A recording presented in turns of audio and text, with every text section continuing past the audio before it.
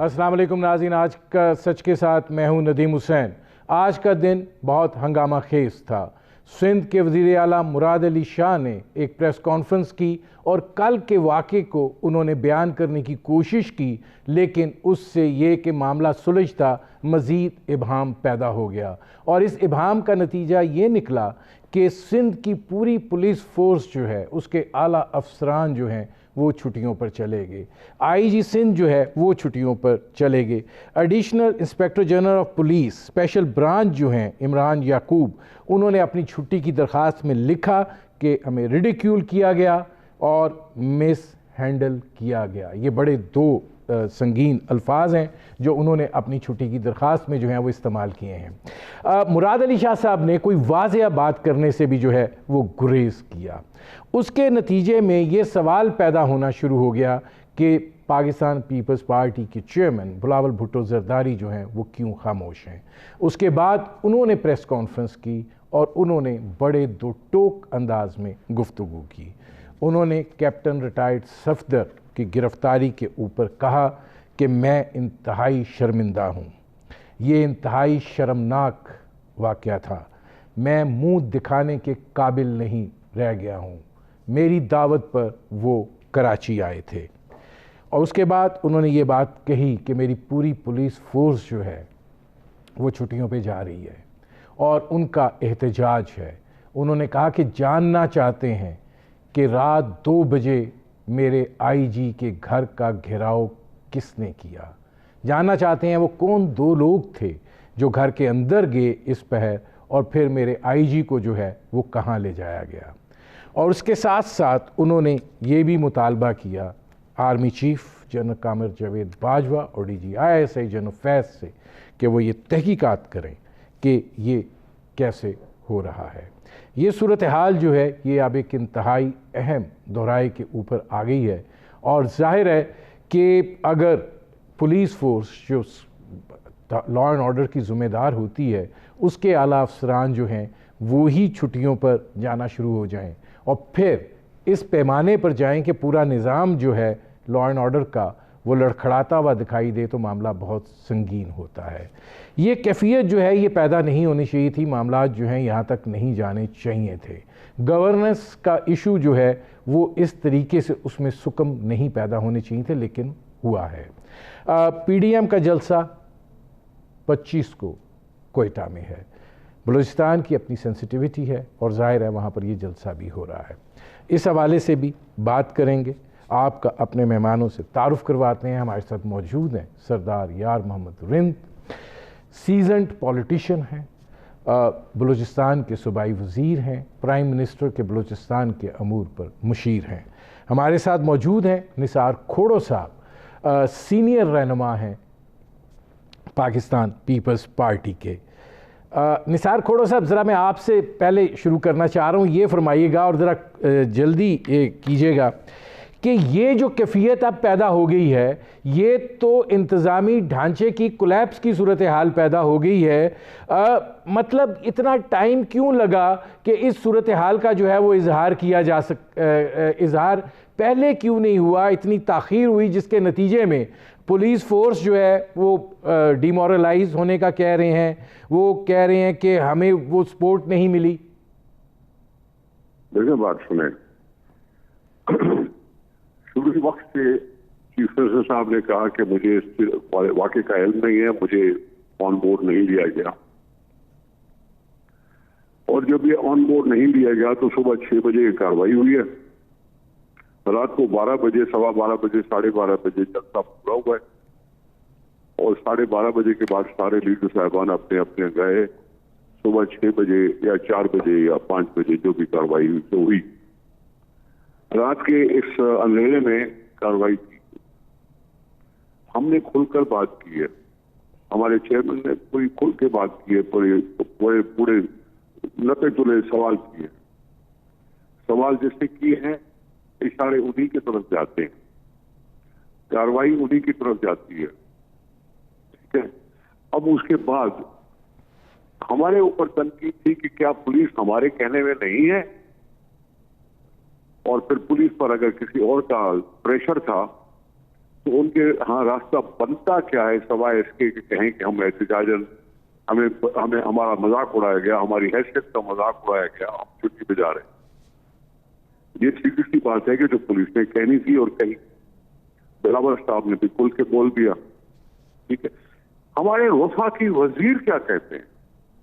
वो कहते हैं ये छोड़े कि किसने उनको गिरफ्तार किया या करवाया, बात तो खुल के आ गई, बात तो खुल के आ गई कि हाँ किसने करवाया। ये क्यों नहीं कह सकते कि जी हमने नहीं करवाया, लेकिन उन्होंने मान लिया कि जी ये ना देखें कि किसने करवाया किसने किया, बात ये करें कि हुआ क्या था मज़ार कायद का। तो जब वफाकी वजीर एडमिट कर रहे हैं तो फिर मैं वफाकी हुकूमत से क्यों न कहूं कि ये किस तरह की ये गवर्नेंस है, किस तरह की ये सिविलियन गवर्नमेंट है। सिविलियन गवर्नमेंट होते हुए ये ऐसे वाकयात क्यों हुए? मैं जरा इसको ओपन कर लूं निसार खोड़ो साहब। सरदार यार मोहम्मद रिंद साहब, आप क्या समझते हैं कि ये मामला अब जिस नहज पर आ गए हैं, जो सियासी पोलराइजेशन अब इतनी हो गई है, ये यहाँ तक आने चाहिए थे? और ये सूरत हाल जो है ये अब आप क्या देखते हैं कि ये तो किस तरफ जा रही है? अभी तक वो आपके साउंड सिस्टम का प्रॉब्लम था, आपकी आवाज़ नहीं आ रही थी। मैं बहुत हद तक तो आपकी आवाज़ नहीं समझ सका कि आप क्या गुफ्तगू फरमा रहे थे, मगर जहाँ तक इससे पहले जो आपने मुझे बताया है कि सिंध पुलिस का जो वाक़या हुआ है या कैसे हुआ है, मैं तो समझता हूँ कि मरियम बीवी को ये देखना चाहिए कि आया ये जो वाक़या हुआ है उनको सिंध में बुला के, और जिस तरह का ये वाक़या हुआ है, सिंध उनकी है, चीफ मिनिस्टर उनका है, गवर्नमेंट पुलिस उनकी है, तो ये वाक़या होना एक मसा का खेज लगता है और एक अजीब सा लगता है। और वैसे जहाँ तक ताल्लुक है सिंध पुलिस का, तो मेरे ख्याल में मैंने ये अभी आप ही से सुना है, मेरे इस बारे में नॉलेज नहीं है, और जैसे मालूमात मैं हासिल करूंगा तो फिर मैं उस पर तबसरा कर सकता हूँ। मौजूदा सूरत हाल पे मैं अपना कोई ओपिनियन नहीं दे सकता। मैं सरदार साहब आपसे पूछ ये रहा हूँ कि जो पॉलिटिकल पोलराइजेशन इतनी ज़्यादा हो गई है, आप क्या समझते हैं कि ये मामला जो है इस नहज तक जाना चाहिए था? देखिए, मैं यही कह रहा हूँ, जिस पोलराइजेशन की आप बात कर रहे हैं, मुझे ये पता नहीं किन कॉन्टेक्स्ट में आप ये बात कर रहे हैं, मगर मेरे ख्याल में जो कुछ हो रहा है, हमारे दोस्तों ने अपनी क्या कहना चाहिए, अपनी अन्ना की खातिर या अपने वसाइल और अपनी जो दौलत है उसको बचाने के लिए उन्होंने मुल्क को दांव पे लगा दिया है। और मेरा ख्याल है कि उनको एक हद में प्रोटेस्ट करना चाहिए था। मेरे ख्याल में इमरान खान ने 126 दिन जो प्रोटेस्ट किया, आपने देखा कि किस तरह एक महज़ब तरीके से, एक पॉलिटिकली एक मैच्योर शख्स के हैसियत से उन्होंने उसको उस हद तक रखा, किसी हद से जाने नहीं दिया। अब अगर ये समझते हैं कि कुछ पार्टियां कि हम इस तरह के माहौल पैदा करके इमरान खान को ब्लैकमेल करेंगे या इमरान खान से एनआरओ हासिल करेंगे, मेरे ख्याल में ये मुनासिब रास्ता नहीं है। अच्छा, अब इसमें निसार खोड़ो साहब ये फरमाइएगा कि ये जो अब सूरत हाल और जो चैलेंज आपको दरपेश है, ये तो एक पूरा लॉ एंड ऑर्डर की सिचुएशन जो है ये कोलैप्स होती हुई दिखाई दे रही है। अब आपके पास ऑप्शंस क्या हैं? देखिए, बात सुने, चंद दिन पहले, 3 दिन पहले वजीर आजम इमरान खान कहने लगा कि अब तुम नया इमरान खान देखोगे, मैं मुकाबला करके दिखाऊंगा, और पता नहीं मुंह पे हाथ फेर कर और इस तरह से धमकी आमेज अंदाज में उन्होंने पोल बनाया। मुझे अफसोस होता है इन साहब पर जो अभी आपसे बात कर रहे थे, उनको क्या याद नहीं है कि इमरान खान साहब के धरने में पार्लियामेंट के अंदर लोग घुसने की कोशिश की थी, टीवी स्टेशन की तरफ घुसने की कोशिश की थी। ये सब इनसे भूल क्यों जाता है, मुझे नहीं मालूम। ये बड़े लोग जो है वो भूल क्यों जाते हैं। वो जो 2-2.5 हजार का मजमा लगता था, क्या उसने हुल्लड़बाजी नहीं की थी? तकरीर अपनी जगह पे, लेकिन क्या ये बातें नहीं थी कि वो पार्लियामेंट के तकद्दुस को इस तरह से बुरा, वही पार्लियामेंट जो कायदे आज़म की पार्लियामेंट कहला सकती है। मैं कह रहा हूं, ये अगर इतना ही था तो क्या इस पुलिस की इतनी चाबुकदस्तगी होती है कि वो इन गुंडा एलिमेंट को और डाकुओं को सुबह 6 बजे या 5 बजे जाके इस तरह से पकड़ लें? अगर ये बेलेबल ऑफेंस है, आपको पता है क्योंकि उनकी बेल हो गई और 1 लाख रुपए के मुचलके के ऊपर बेल दी। अब 1 लाख रुपए के मुचलके पर अगर बेल होती है तो ये किसकी इज्जत हुई? उन फोर्सेस की क्या इज्जत हुई? बेलेबल था, उसमें इतनी रेस दिखाने की क्या जरूरत थी? उसमें इतना सारा इस तरह से जरा सिर्फ कैप्चर करने की क्या जरूरत थी? मैं आता हूं निसार खोड़ा साहब, मुझे एक ब्रेक लेना पड़ रहा है। नाज़रीन, हमारी गुफ्तगू जारी है, एक मुख्तसर कमर्शियल ब्रेक का वक्त हुआ है, मिलते हैं इस वक्फे के बाद।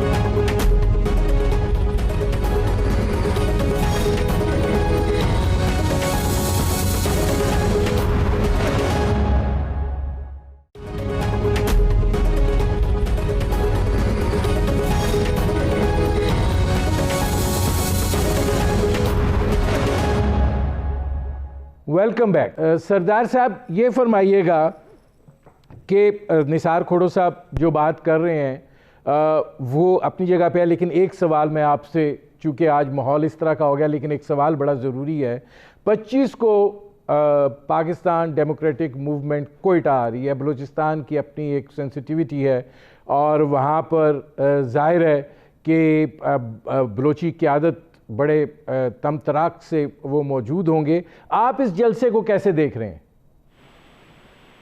मेरे ख्याल में पहले तो मुझे निसार खोड़ो साहब को मुखातिब होने दें, क्योंकि उनकी भी याददाश्त शायद इतनी अच्छी नहीं रही है उम्र के हवाले से। उनको पता नहीं है कि पीपल्स पार्टी की तारीख क्या रही है और वो उसके से पहले अपोजिशन के साथ क्या कुछ करते रहे, मगर हमें ये बताते हुए कि 126 दिन तक इंतजार करना, आप 26 घंटे तो इंतजार कर लेते। कम से कम आप अपने लीडरशिप को जो बचाने के लिए निकले हैं, थोड़ा सा मैं आपको ये जरूर कहूंगा कि जो ज़बान इस्तेमाल की गई और जो कुछ हमारी लीडरशिप के लिए बारे में कहा गया और जो कुछ हमारे इदारों के बारे में बात की गई, कल तक आपके लीडर तो उनकी वो लैंग्वेज, वो उनका मुखातिब होने का वो तरीका नहीं था जो उससे पहले था। तो मैं आपको कहूंगा कि आप अपनी लीडरशिप जो आप उसका लाइन है उसको भी जरा मेहरबानी करके टो करें। और जहां तक 1 लाख रुपए का चोरी भले 1 अरब रुपए की हो या 1 लाख रुपए की हो, क्राइम भले एक मामूली सा हो या कत्ल हो, क्राइम होता है। और जिस तरह उन्होंने कायदे आज़म की मकबरे की बेहुरमती की है, इससे पहले पाकिस्तान की तारीख में कभी भी इस तरह की हरकत और इस तरह का वो नहीं किया गया। और ये सफदर साहब खुद जिन केसों में मुलविस हैं और जिस किस्म की वो शख्सियत है, मेरे ख्याल में अगर उनके खिलाफ ये कदम उठाया गया है, हाँ, ये मैं जरूर कहूँगा कि चादर और चारदीवारी का तकद्दुस जरूर रखना चाहिए था। उनके जो उनको अरेस्ट करने के लिए जो तरीकाकार इख्तियार किया गया है, अगर वो उससे बेहतर किया जाता, मौजूद तरीका इख्तियार किया जाता तो वो जरूरी था, मगर उनको गिरफ्तार करना भी जरूरी था, क्योंकि उन्होंने एक अजीम शख्सियत, फादर ऑफ पाकिस्तान, इस मुल्क के बाप की जिस मकबरे की तौहीन की गई है, तो मेरे ख्याल में ये केस और गिरफ्तारी मेरे ख्याल में बहुत जायज थी। अब निसार खोड़ो साहब, ये फरमाइएगा, आप क्या समझते हैं कि ये मामला जो है ये अब हुकूमत दरमियान से निकल गई है और ये अब एक अदारा जाती लड़ाई की तरफ चला गई है सूरत हाल?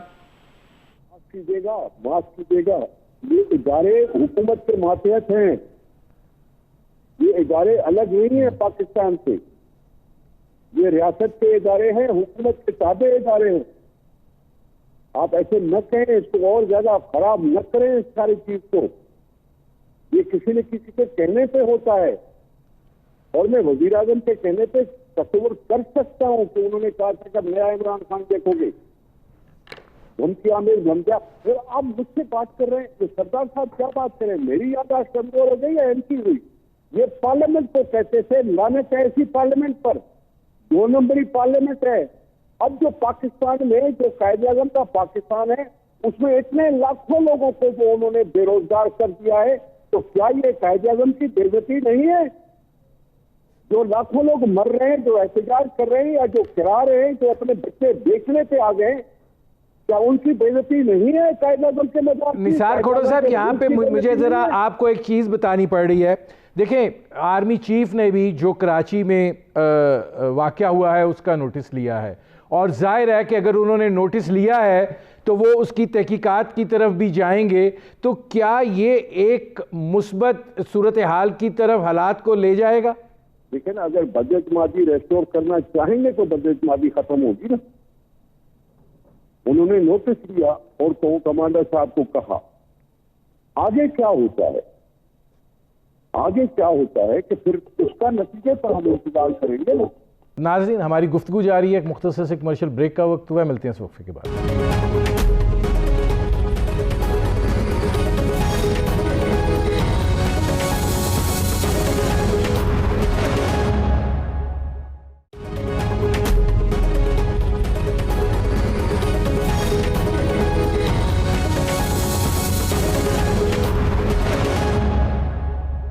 Welcome back. सरदार यार मोहम्मद जिंद साहब, आपने निसार खोड़ो साहब की बात सुनी। जब मामलात में इतनी तलखी आ जाती है और जाहिर है कि हुकूमत का मौक़िफ़ ये है कि ये अपनी लूट मार को छुपाने के लिए ये सारी तहरीक और ये सारा कुछ हो रहा है, अपोजिशन का मौक़िफ़ जो है वो जाहिर है कि ये हकीकत तो हुकूमत भी मान रही है कि महंगाई है, इस बात का इदराक भी है कि बेरोज़गारी बढ़ रही है, ये सूरत हाल भी है कि गुर्बत में इजाफा हो रहा है। अब ये मसाइल जो हैं गवर्नेंस के इशू भी हैं, अगर नहीं हल होंगे तो बेचैनी पैदा होना तो एक कुदरती अमर है।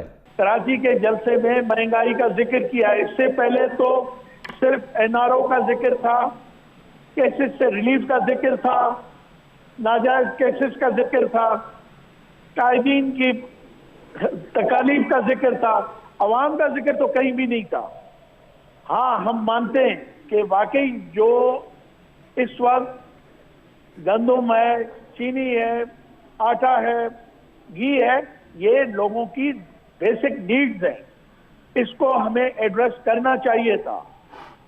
वो किसी वजह से, एक तो क्रॉप्स अल्लाह की तरफ से जो मुसीबतें आई, परेशानी आई, अल्लाह से माफ़ी चाहते हैं कि लोकस्ट, ये टिड्डी दिल का जो है, ये भी एक बहुत बड़ा उसका रीज़न है, ये फूड सिक्योरिटी के हवाले से। फिर ये गंदम का वाकई हम मानते हैं, मगर आपने देखा कि हमने जिन्होंने स्टोर की, नाजायज ब्लैकमेलिंग की, गवर्नमेंट का पैसा खाया, जहांगीर तरीन से ज़्यादा तो कोई करीब आदमी नहीं था खान साहब से। क्या खान साहब ने उनको बख्श दिया? क्या वो रिपोर्ट्स पब्लिक नहीं हुई? पाकिस्तान की तारीख में इससे पहले नहीं हुआ है? क्या इससे पहले 14 शुगर मिलें जो थी, उन्होंने इस तरह की सब्सिडीज नहीं ली? जहांगीर तरीन से तो ज्यादा पीपल्स पार्टी और नून लीग की जो मिलें थी, मिल ओनर्स थे, उन्होंने फायदा उठाया। इसमें इमरान खान या इमरान खान की फैमिली का तो कोई मेंबर नहीं था। अलबत्ता हाँ, हमारा एक नेचुरली बहुत बड़ा एक सियासी पिलर था, मगर हमने तो उसको भी नहीं बख्शा, उसको भी पनिश किया गया। आज वो मुल्क से बाहर बैठा हुआ है और यकीन करें कि उसके बावजूद उसके और उसकी फैमिली के ऊपर इंक्वायरीज चल रही हैं। अगर वो इसमें मुलविस हुआ तो मुझे यकीन है कि इमरान खान उसको जरूर सजा देंगे। ऐसे नहीं होगा कि एक को हम उसी केस में छोड़ दें और दूसरे को सजा दें।